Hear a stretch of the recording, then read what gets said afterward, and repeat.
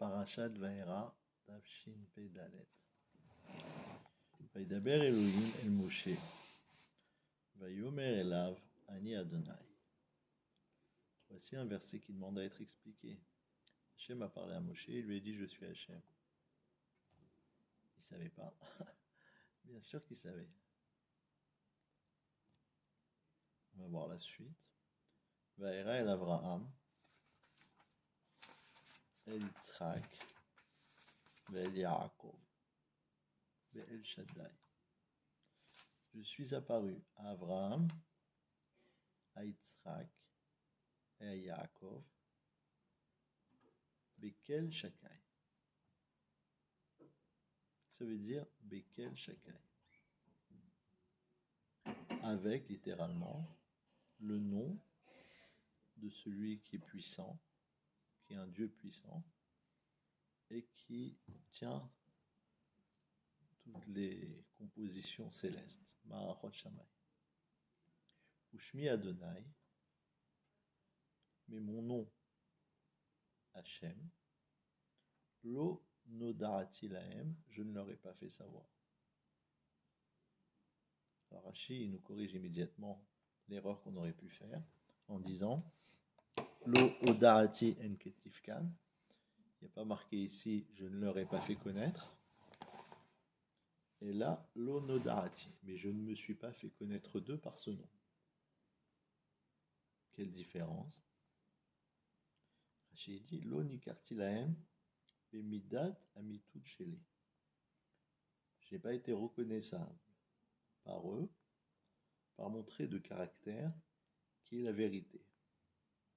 Chez Alea Nikra Shemi Hashem, que à son sujet je suis appelé Hashem.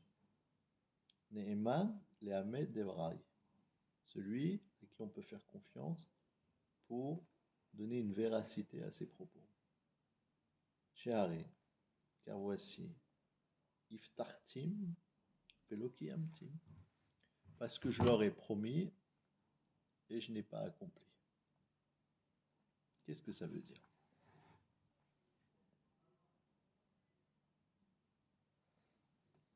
Ça veut dire que Rashi traduit le Shem Hashem comme un Dieu de vérité. Et ça s'appelle Midat Amitud Sheli. Sans cela, on ne peut pas appeler Hashem par ce nom d'Hachem.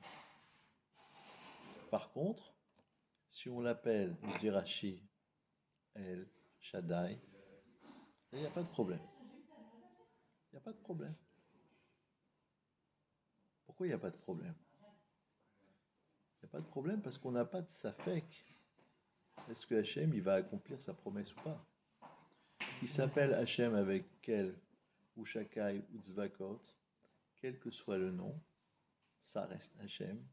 Et de toute façon, quand il promet, il accomplit. Alors quelle différence par rapport au nom Yud-Ke Vav-Ke? C'est que ce Shem-là, c'est le Shem qui est employé lorsque le Emet est parfait, lorsque le Emet est Nikar, lorsqu'il est reconnaissable, lorsqu'il est visible. Ça veut dire qu'il y a deux sortes de vérités. Il y a une vérité incomplète, comme lorsque je promets quelque chose. Je promets quelque chose, ça va être, mais pour l'instant ce n'est pas encore. Ou bien comme un enfant, lorsqu'il naît, c'est une promesse sur l'avenir. Ça promet. Il va devenir ci, il va devenir ça. C'est un pari sur l'avenir, mais pour l'instant il n'a pas réalisé, il n'a pas concrétisé. Et ensuite, il essaye de donner une véracité à cette aftaha, à cette promesse qu'il a faite en naissant, qu'il allait devenir grand, fort, intelligent, sympathique, qu'il allait faire des choses, qu'il allait bien se comporter. Tout ça, on a misé sur lui à sa naissance. Et après, selon l'enfant, il concrétise avec plus ou moins de véracité tous ces espoirs qu'on avait posés sur lui. Des fois avec beaucoup plus de véracité, des fois avec beaucoup moins, des fois on est presque déçu. de cet enfant qu'on espérait tellement de lui, et ainsi de suite. Donc c'est ça qu'on appelle Midat Haemet. Midat Haemet, c'est une vérité qui va jusqu'au bout. Et donc c'est la différence entre une promesse et son accomplissement. Une promesse, c'est un début de vérité, et l'accomplissement, c'est une vérité totale. Parce que là, la promesse a été accomplie. On dit en français, la promesse a été tenue. Il a tenu ses promesses. Amavdil et Abdalot, un homme politique qui va vouloir monter au pouvoir, qui va dire votez pour moi, élisez-moi parce que je ferai ça et ça et ça. Qu'est-ce qu'on appelle ça? Une promesse électorale. Si jamais il le fait, il le fait. Alors, chez Hachem, on n'a pas de safek. On sait qu'il va accomplir sa promesse. Mais, pour que le émet soit nikar, soit visible, soit reconnaissable dans son intégralité, il faut en arriver à la période, au moment où c'est le temps pour la promesse de se réaliser. Donc c'est ça que Rachid est venu nous dire ici dans ce Dibur Matril. Il est venu nous dire qu'est-ce que ça veut dire lo noda'ati lahem. Lo oda'ati en katufkan. C'est pas qu'il leur a pas fait connaître qu'il s'appelle Hachem. Parce qu'on voit que Avraham Avinu, Yitzhak et Yaakov, ils savaient que Hachem s'appelait Hachem Yudke Vavke, avec ce nom qu'on lui connaît. Alors qu'est-ce que ça veut dire lo noda'ati? Je leur ai pas fait savoir. Ah oui, ils sont sûrs. Et réponse non. Ils ont entendu parler de cette potentialité d'accomplissement. Mais ils n'ont pas pu la ressentir totalement. Parce que pour la ressentir, il faut en arriver à l'accomplissement. Vous avez tous été certainement une fois dans votre vie dans des fiançailles, en disant « Ouh, Bezrat Hashem, il va y avoir un mariage ». Donc c'est porteur d'une promesse, mais être présent aux fiançailles, c'est pas être présent au mariage. Il y a beaucoup d'eau qui peut se couler sous le pont entre les fiançailles et le mariage. Ça peut aboutir, ça peut casser entre-temps. Et même si ça aboutit, tant que ça n'a pas abouti, ça n'a pas encore abouti. Donc, Akadosh Baruch Hu informe Moshe Rabbeinu qu'il y a une différence entre Abraham, Yitzhak et Yaakov et lui. S'il l'informe qu'il ne s'est pas fait connaître d'Hachem, Beshem Yudke Vavke, c'est pour dire, mais toi si. Toi, tu as eu mon nom Hachem. Et c'est ce qu'il lui a dit, maintenant on peut maintenant comprendre le premier pasouk. Vaïdaber Elohim el Moshe, que Hachem a parlé à Moshe. Yomer est là, il lui a dit, Ani Hachem. Je suis Hachem. Ce que Rashi explique là-bas, Ne'eman lishalem sachartov limitalachim lefanai. Velo lechinam shelachticha. Je t'ai pas pour rien que je t'ai envoyé. Ki im lekayem devarai shedibarti lavot arishonim. Donc il lui dit, toi tu es dans la phase où tu vas pouvoir goûter à la réalisation de toutes ces promesses. C'est pas comme eux.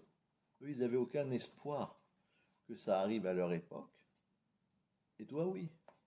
Un peu plus loin, Rashi va expliquer que Abraham a eu des promesses et il a vu des contradictions à ces promesses. Yitzhak, la même chose.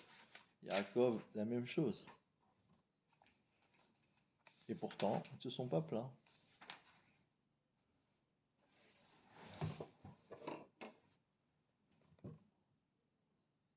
Comment Rashi dit?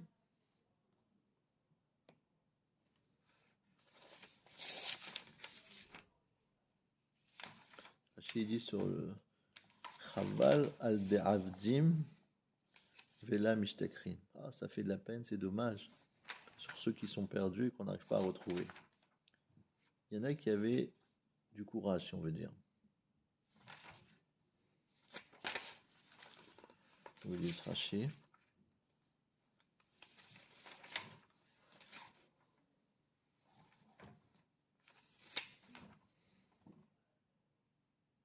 Voilà. C'est sur le Rashi du Passouk tête.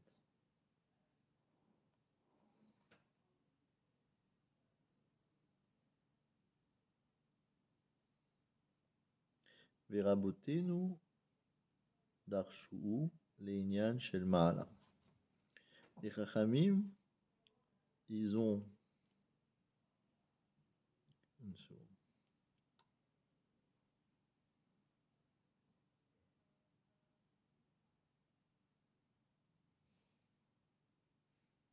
Les Chachamim, ils ont expliqué ça au sujet de ce qui a été dit plus haut. Chez Amar Moshe, donc Rashi il revient ici sur le Vaidaber Elohim. Bien qu'on est dans le Pasuk tête, il revient maintenant sur le fait qu'on a employé le Shem Elohim pour parler à Moshe Rabbeinu qui est Midat Adin. On dit à quoi ça répond ce Vayomer Elohim, plutôt Vaidaber Elohim. Chez Amar Moshe, parce que Moshe Rabbeinu il a dit Lama Reota. Pourquoi tu as fait du mal à ce peuple-là? C'est-à-dire Moshe Rabbeinu, une fois qu'il est parti voir le paro, avec toute sa mission de les libérer, ça a tout empiré. On leur a plus donné de paille pour faire les pierres et ainsi de suite. Et Datan et Aviram, ils sont sortis furieux contre Moshe Rabbeinu en lui disant c'est à cause de toi qu'on subit encore plus. Et Moshe Rabbeinu, il transmet cette requête, cette plainte en disant mais c'est vrai ça au fait. Lama Reota, pourquoi tu as fait du mal au Bnei Israël? Ve'atzel lo hitzalta et amecha. Mais as batiel paro, depuis que je suis venu chez Paro, ça a empiré. Alors ça se fait pas de parler ainsi devant Hachem. Qu'est-ce que Hachem lui répond? Chaval de Avdan, de l'Avdin de l'Omishtakrin. Ça veut dire quoi ça? C'est dommage sur ceux qui sont perdus et qu'on ne retrouve pas. Yesh li leit onen. Je peux me regretter ou pleurer almitat avot, la disparition des patriarches.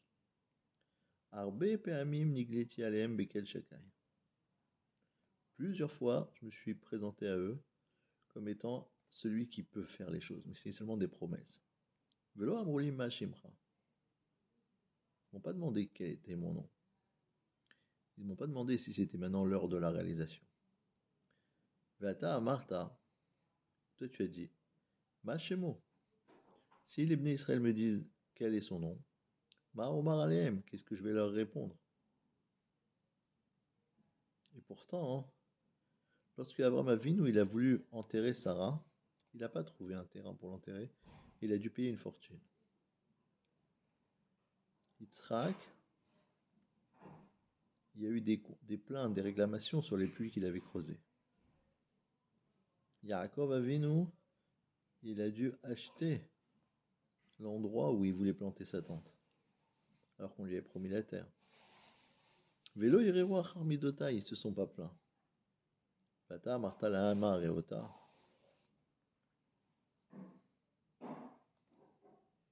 Et toi, tu me dis la Maréota. Donc, Rachid, on va voir qu'il n'est pas trop d'accord avec ce Midrash, mais en tout cas, l'idée c'est la suivante. C'est de dire que Moshe Rabbeinu reçoit un reproche. Un reproche d'avoir apporté une plainte à Hachem en disant la Maréota. En lui disant, mais regarde l'aberration.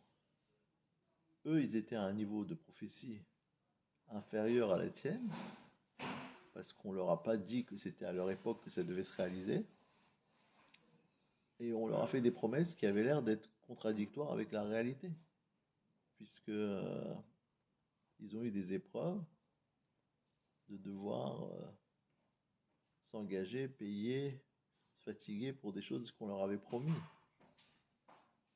Et toi, tu n'es pas dans cette dimension, dans cette dynamique de cette problématique, qu'il y a une contradiction entre la promesse et la réalisation. Pourquoi? Parce que toi, tu es déjà à l'époque de la réalisation. Tu es dans le processus de la libération des Bnei Israël. Et donc, c'est pas normal que tu aies cette réaction. Et là, on commence à élargir la caméra pour commencer à comprendre qu'est-ce qui se passe ici. Kadosh Baruch Hu, il envoie Moshe Rabbeinu pour libérer les Bnei Israël. Il arrive là-bas, on dit ah mais comment c'est possible que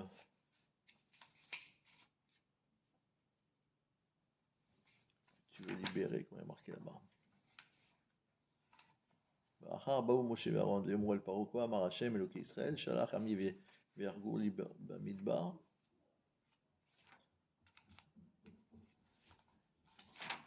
Et il lui répond, Vayomer Elehem Melech Mitzrayim, Lama Moshe Aaron, Tafriou etam ima'asa. Pourquoi vous dérangez le peuple dans son travail? Lechou l'sivlotechem, allez vous aussi dans le travail. Vayomer Paro, il a dit, En Rabim ata amaretz. Vishaftem otam isivlotam. Il y a tellement de gens qui sont à mon service. Vous les empêchez de travailler. Donc Paro, il a ordonné aux gens qui surveillent le peuple en disant L'autre sifunaem teven, la amnilbon, levenim kitmol shisha. Maintenant, je ne vous autorise plus à leur donner de la paille pour fabriquer des briques, comme avant, comme hier et avant-hier. Hem yilchou, c'est eux qui vont aller, vekosheshulaem teven, et ils vont se débrouiller pour récupérer de la paille. Maintenant, est-ce que ça veut dire qu'ils vont produire moins? Et la quantité de briques qu'ils produisaient avant, hier, avant-hier, vous leur exigerez autant. L'autre, ne diminuez pas l'exigence. Qui n'irpient même, parce qu'ils s'affaiblissent. Ils ont du temps libre, ils ont du temps pour discuter. C'est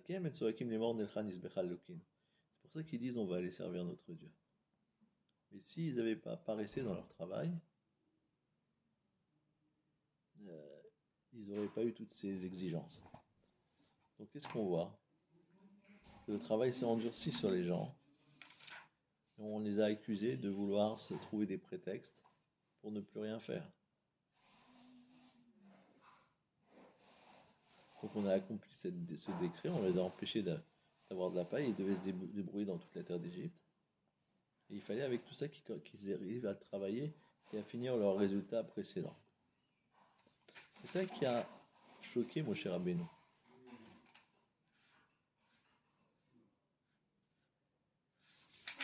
Il a dit Lamazé chez l'Artani. Umeaz Bati el Paro, depuis que je suis venu chez le Paro, et d'Aber Bishmecha, pour parler en ton nom. Era le Amazé. Ça a fait du mal à ce peuple-là. Tu n'as pas sauvé ton peuple. Donc, Kori, qu'est-ce qui se passe? On voit que Moshe Rabbeinu qui a une tahana, une argumentation mutzdeket, quelque chose de tout à fait justifié. Et au lieu qu'on lui dise oui, tu as raison, je t'ai envoyé pour libérer le peuple, et en fait, il n'y a pas eu la libération. Excuse-moi, il y a eu un petit retard. Jamais dit mais non, pas du tout. C'est tout à fait normal ce qui se passe. Je comprends pas comment comment tu peux parler comme ça de manière peu respectable à Mariota. Alors, Ata tiré. Maintenant, tu verras effectivement la Géoula d'Ibn Israël. Tu vas la voir maintenant immédiatement. Et sache que après, lorsqu'il y aura la Milchama, la guerre avec les 31 rois, là, ce sera Yoshua qui va s'en occuper et pas toi. Pourquoi il a perdu le shroud de les faire entrer en Eretz Israël? Parce qu'il a manqué de confiance. Et nous, on se dit, mais c'est bizarre ça. C'est quoi l'erreur de Moshe Rabbeinu? A priori, c'est vrai, il aurait dû être Mahamin. Hachem, il a dit, il va y avoir la Géoula, il va y avoir la Géoula. Pourquoi il n'a pas dit comme Rabbi Akiva, comme Nachumish Gemzo, les Tova? Ils ont eu des souffrances, mais ça va les ramener la Géoula. On ne peut pas dire que Moshe Rabbeinu, il a fait l'erreur que les gens y font, ceux qui ne sont pas des gens qui ont un vernis de Torah, quoi que ce soit. Alors, ils ont une idée comment le monde devrait se comporter, comment l'humanité devrait exister. Et si jamais il arrive des événements dans le quotidien qui contredisent cette évidente vision qu'ils ont du monde, ils disent pas possible comment Hachem il a pu faire une telle chose. D'après moi, Hachem il peut pas laisser faire ça. Et c'est d'après qui? C'est d'après toi. Tu connais pas les Cheshbonot Shamaim, tu connais pas les comptes qu'il y a dans le ciel et qu'est-ce que Hachem il propose. Pourquoi il préfère faire ça maintenant pour que la personne ait autre chose dans la Maba ou autre. Donc on aurait pu croire si on avait, par erreur, Moshe Rabbeinu, il a fait la même erreur que ça. Il dit ah oui non mais moi je pensais que Hachem il était gentil, il n'allait pas amener des souffrances avec l'Israël. Maintenant je vois qu'il y a des super souffrances avec l'Israël. Pourquoi c'est comme ça? Pourquoi Hachem il se comporte comme ça? C'est Vadda et c'est certain que c'est pas ça la Kavana des Psukim. C'est évident que c'est pas ça l'intention des versets. C'est évident que Moshe Rabbeinu, sait très bien que Hachem peut faire ce qu'il a envie. Et c'est pas à lui, Moshe Rabbeinu, de juger qu'est-ce qui est faisable et qu'est-ce qui n'est pas faisable. Par contre, là, il y a quelque chose de particulier. Qu'est-ce qu'il y a de particulier? Pourquoi il a dit Oumeas Batiel par etc. Il a dit parce que c'est toi qui m'as dit que tu allais les libérer. C'est pas que moi, dans mon idée, je pense que Hachem, il devrait se comporter d'une certaine manière et que s'il se comporte pas comme ça, j'ai des questions. Non. Parce que si c'est une idée à moi sur la façon dont je pense que Hachem devrait se comporter, sur ça, il y a marqué Ki gavoa shamayim ken gavu derachaim bidarkechem. Même hauteur qu'il y a entre le ciel et la terre, la même hauteur qu'il y a entre les manières de réfléchir d'Hachem et celles d'un homme. Donc il ne faut pas s'étonner qu'on soit absolument incapable de comprendre quoi que ce soit à la manière dont Hachem veut se comporter dans le monde. Donc c'est pas ça. Dire, moi j'avais une petite idée personnelle, un plan tranquille pour en arriver à ci et ça, et je vois pas que ce plan a été accepté, je vois pas qu'Hachem se comporte comme ça, qui a dit que ton plan il doit être accepté? C'est pas ça le sujet ici. Ici c'est Hachem qui a dit moi j'ai un projet. Moi je vais faire ci et je vais faire ça. Je vais libérer les Bnei Israël, je vais les faire sortir la quartier, Vigalti, Vutseti, etc. Et là on voit pas de cette Géoula arriver. On la voit pas parce qu'au contraire ça endurcit par le travail. Donc puisqu'on ne voit pas, chez Rabbeinu, il a cru qu'il était en droit de réclamer qu'avait rôle des comptes une justification, une explication. Comment c'est possible que Hachem l'envoie pour libérer les Bnei Israël? C'est pas moi, dit Moshe Rabbeinu, qui pense que maintenant c'est l'heure de libérer les Bnei Israël et je serais étonné que ça se passe pas comme ça. C'est pas de ça dont on parle. C'est toi, Hachem, qui m'a dit que tu vas les libérer maintenant. Alors comment se fait-il qu'au contraire, tu les as pas libérés et ça, tu as endurci leur travail? Qu'est-ce que Hachem lui répond?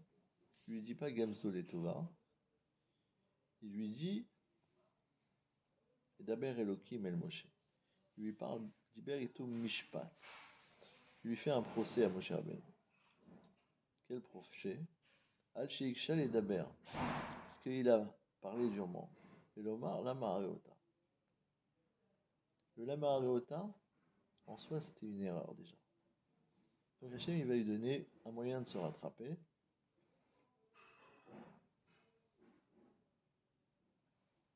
En lui disant voilà qu'est-ce que je t'explique dans la situation. Sache qu'il y a une différence entre Abraham, Yitzhak et Yaakov et toi. Et au nom de cette différence, tu aurais dû au moins te garder d'avoir un tel comportement.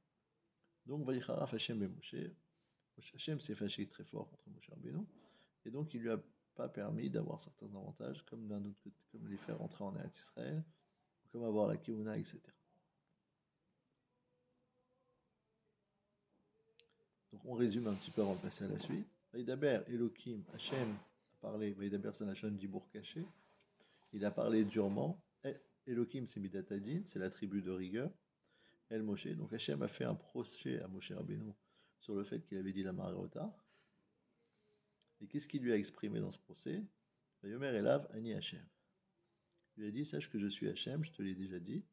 Je suis Nehemal Lekayem Devarai. On peut me faire confiance pour accomplir jusqu'au petit détail tout ce que j'ai promis. Vaïra El Avraham. Je suis apparu à Abraham, Isaac et Yaakov. Mais quel Shakai. Je leur ai fait beaucoup de promesses avec ce nom-là. Ushemi Hachem lo noda'ati lahem. Mais je ne me suis pas fait connaître par eux comme étant celui qui réalise ses promesses. Sharif Tartim Lo Kiyamtim.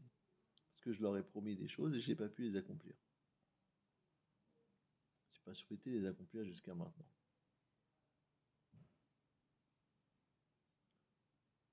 Donc maintenant, lorsque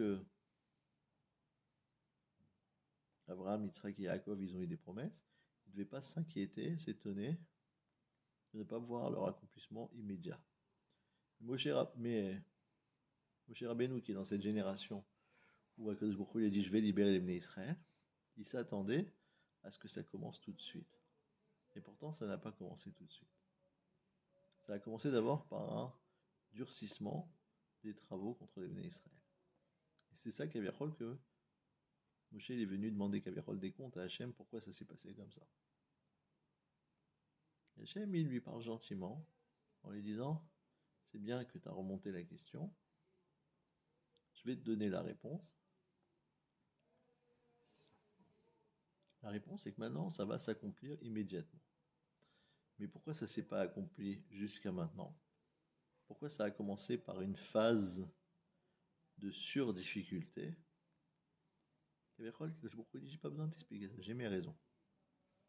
Et ce que tu dois savoir, c'est que tu es maintenant en période d'accomplissement. Ça, c'est la première partie. Deuxième partie, c'est que quand Akadosh Baruch Hu dit à Moshe Rabbeinu, Yomer Elav Ani Hashem, Shin nous dit, ça veut dire je suis celui qui peut accomplir ses promesses.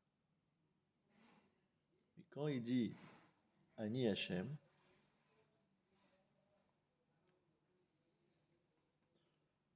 ça veut dire on est maintenant dans la phase de réalisation.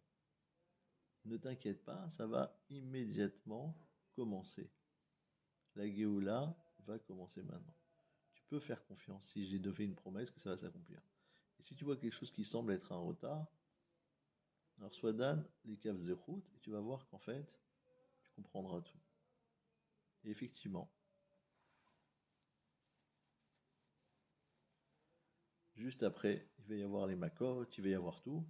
Le Atralta des Géoula, ça va commencer la délivrance. Cette délivrance, elle va être faite Beshem Hashem. Elles sont pas là. Alors, elles sont pas là. Donc tel qu'on a vu d'après Rashi, non, pas du tout. Le Shem Hashem, on a l'impression que c'est juste Alors, je sais pas, le nom d'Hachem lorsqu'il y a la réalisation de la promesse. Mais les Mefarshim, ils expliquent qu'il y a plus que ça. Je sais pas, parce que La différence entre le Shem Shin Dalet Yud et le Shem Hashem, c'est que le Shem Shin Dalet Yud, c'est Milachon Shaddai, qui veut dire une poitrine, qui veut dire allaiter. Ça veut dire qu'on est dans la phase où le bébé il est encore petit. Et le Shem Hashem, c'est l'essence, la vie comme le bébé quand il a grandi, et son naissance. Sa naissance et son naissance. Plus que ça, il y a des Mefarshim qui expliquent que ce Shem Hashem, ça correspond à ce que Hashem a dit au début à Moshe Rabbeinu, Keheye Asher Eye. Je serai celui qui sera. Quand quelqu'un dit je serai, et quelqu'un parle de lui, il dira, il n'a pas dit il a dit qu'il sera. Donc, Hashem, quand il parle au singulier, il dit Keheye, je serai. Aleph, He, plus loin Yud, et plus loin He. Mais quelqu'un qui veut dire il a dit qu'il sera, comment il dit? Yé. Donc il dit celui-là, il a dit Yud, He, et normalement Yud, He. Mais le Yud ici, il va se transformer en Vav, comme dans certains mots. Il y a certains mots où le Yud se transforme en Vav.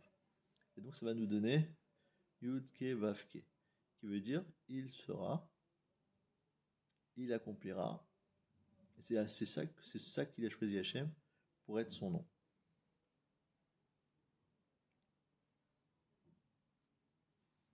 Alors, on va essayer de bien résumer cette paracha. Moshe Rabbeinu se voit décocher un reproche terrible qui va avoir des conséquences négatives sur son avenir, puisqu'il ne va pas ramener les enfants d'Israël en Eretz Israël. Tout ça sous la forme d'un paragraphe où Hachem lui explique la différence entre le Shem Shin Dalet Yud et le Shem Yud Ke Vav Ke. Et cette explication est là pour lui faire remarquer qu'il n'a pas été à la hauteur du Shem par lequel on s'est manifesté à lui. Normalement, il n'avait vraiment aucune raison de se plaindre. Pourquoi? Parce que les Havot, qui étaient à une madriga, à un niveau inférieur, parce que Hachem s'était dévoilé à eux seulement sur une certaine partie de son grand nom. Alors, ils avaient le Korah de patienter en attendant. Et ici, toi, mon cher Rabbeinu, où tu es déjà en phase de réalisation, tu es impatient. Impatient de voir la Géoula. Mais il faut comprendre ici, si la Torah, elle passe un long moment à nous expliquer que Hachem, il a annoncé tous ces schémas à lui, à Moshe Rabbeinu, c'est qu'il y a pour nous un enseignement à tirer de cette histoire. C'est quoi l'enseignement? Qu'est-ce qu'on peut tirer du fait que Akadosh Baruch Hu, il a fait un procès à Moshe Rabbeinu et il lui a dit Ani Hachem, je vais accomplir mes paroles. Et toi, tu fais une erreur de me reprocher de ne pas les avoir encore accomplies. Pourquoi c'est une erreur? Pourquoi Moshe Rabbeinu, il n'a pas le droit de venir avec son sechel et dire mais je comprends pas, tu m'as dit que tu vas les libérer, pourquoi ils souffrent de plus en plus? Pourquoi il n'a pas le droit de faire un constat? C'est pas un manque d'émouna, c'est un manque de kavod par rapport à Hachem.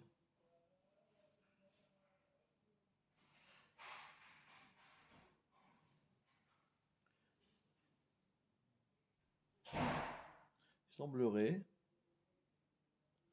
que ici, la Torah veut nous apprendre un grand yesod. Que cette souffrance que les Bnei Israël ils ont eue dans les derniers instants, avant la Géoula, elle fait également partie de la Géoula. Les souffrances qu'ils ont eues jusqu'à maintenant, non, c'était la galoute, c'était les souffrances de l'exil. Tout le travail dur que leur faisait faire Paro, etc., c'était la galoute. Mais maintenant, le surplus de travail qui leur est donné, c'est la Géoula. Ah, ils ne le ressentent pas comme ça. C'est plus dur pour eux. Ils doivent se lever plus tôt. Ils doivent travailler davantage. C'est vrai. Eux, ils ne le ressentent pas comme ça. Il n'y a pas de ressenti. Mais c'est le départ de la Géoula. Et la Géoula n'est pas comme nous on pense. C'est directement une délivrance à 100%. Ça peut commencer par quelque chose qui est un asservissement. Mais c'est un asservissement de délivrance. Exactement comme lorsque les Mistrim, ils ont bu dans le Nil, ils avaient du sang. S'il y avait un juif qui buvait la même paille, dans le même verre que l'Égyptien, pour lui, c'était de l'eau. C'était pas de l'eau colorée, c'était pas du vin dénaturé, c'est vraiment de l'eau. La même source pouvait donner en même temps du feu, pardon, pas du feu, du sang d'un côté et de l'eau de l'autre côté. C'est ça le koach du Ratzon Hashem. Hashem, il peut faire ce qu'il veut dans la Bria. C'est ça son Shem Yud qui est Vavke. C'est pas simplement qu'il y a un Teva et qu'il est Meshaded Amarachot qui s'occupe de ce Teva. Il décide d'une nature différente pour tel Maka, pour tel Maka.